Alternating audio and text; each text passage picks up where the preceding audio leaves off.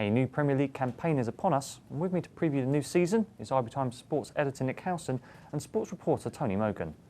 So guys, we'll look at the contenders for Europe. Now, just first of all, we have two clubs that generally get associated with part of the top six that they always say every year they could break into the Champions League. In fact, Liverpool did very recently. But why do you not think that Liverpool and Spurs cannot break into the top four this year, and you reckon that the Europa League is their best bet? Yeah, I mean, from a Tottenham perspective, I don't think they're going to be that far away from the top four in reality. I think they've made some quite good additions. Kieran Trippier was arguably the best right back in the Premier League last season, and certainly one of the most consistent. Toby Alderweireld was one of the, I think, in my opinion, probably the best centre back in the league last year, alongside sort of John Terry. And I think that's a really good addition. So I think they've done really well from that point of view. They've got rid of a lot of the dead wood as well, which is really key in terms of obviously freeing up wages. It just sort of brings a bit new life to the squad, I think. Having said that, is Harry Kane going to repeat the heroics of last season? There was no evidence really that Christian Eriksen could sustain his form for an entire year. He really dropped off in the last third of the campaign. So those are the concerns I think I have about Tottenham. From a Liverpool perspective, they lost a massive player in Raheem Sterling, who, albeit did not play particularly well last year. I'm still really concerned about where the goals are coming from. I've got my doubts about Christian Benteke, his suitability. I have real problems about his injury record. I have problems about his attitude, actually. I feel he's a little bit of I'll play when I feel like, when I need to, when I feel like it player. I think that's a reputation he really needs to try and get rid of at Liverpool. He needs to be there all the time. And there's also going to be a lot of onus from him from the very, very start. Daniel Sturridge starts the season injured, as he spent most of last season. You know, they've shipped out, Mario Balotelli is unlikely to be around, Fabio Borini is unlikely to be around as well. So he's going to start the season as the number one forward, and he has to hit the ground running. Yeah, I don't really see a problem with the players Brendan Rodgers has brought in. I think compared to last summer, these are players he's familiar with in terms of knowing a bit more about them, what they're capable of in the Premier League, which bodes well. But I'd just be a bit concerned about how he starts off playing all these players. A lot of new positions going to be implemented. Going to see Emre Can starting in centre midfield for one, picking up the Gerrard role, which will inevitably shift Henderson's position. There'll also be questions about how Philippe Coutinho and Roberto Firmino fit into the same team. On paper, there's two very intelligent, very intricate, very savvy Brazilian footballers, but in terms of how they start in Brendan Rodgers' lineup, it could be a bit of a tight squeeze. There's no natural winger in that team either. And so there's a lot of tinkering that may need to be done. The quality's there for it to come off in a very good result. But how long it takes to come to that result could be dependent on how well Liverpool challenge this season for a top four position. I think they will end up settling for a fifth or sixth again. From the Tottenham perspective, it's a Maurizio Pochettino squad. The players that he didn't really fancy have gone. He streamlined that squad very well. I'd be a bit concerned that there might not be enough left in the cupboards for a campaign that has to balance domestic and European games. Midfield looks particularly short of options sometimes. If Ryan Mason and Neville Bentaleb are out of the equation, Etienne Capoue, Paulinho, they're all gone. Pochettino didn't fancy them anyway. But unless there is some sort of cover in there, you might feel the concern that Tottenham aren't built to last the length of the season. So I'll have to see. I'm sure there's more planned there for the club ahead of the closure of the transfer window. And outside of those two sides, who else do you reckon is going to be once again pushing those up towards Europe? We had fantastic spells by Southampton last year. And Stoke as well end up pushing. Even Crystal Palace made the top 10. So who do we see? Yeah, I mean, Southampton have again replaced the players that they've lost, I think, very, very effectively.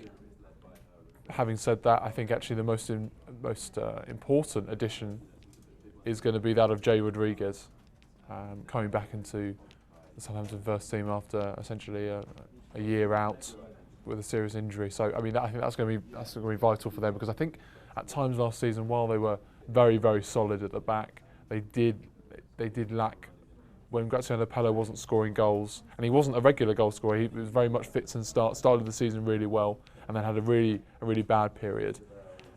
I think that's probably the area of weakness. Stephen Colgate's had a sort of a checkered record in the Premier League, so it'd be interesting to see how he gets on replacing Toby Alderweireld. Jordi Clasie, I think it should be more than adequate replacement for Morgan Stein in setting the tone in midfield. So I think they've done okay, Southampton. I think Swansea City will be in there merely on the basis of continuity. I think they've made one or two nice little additions, but Gary Monk was doing a really terrific job there. I think Stoke City are going to be contender for the top half as well. A record season under Mark Hughes, and really it suggests that the amount of additions that they've made and the ones they've got rid of, the likes of Stephen Nzonzi's gone now.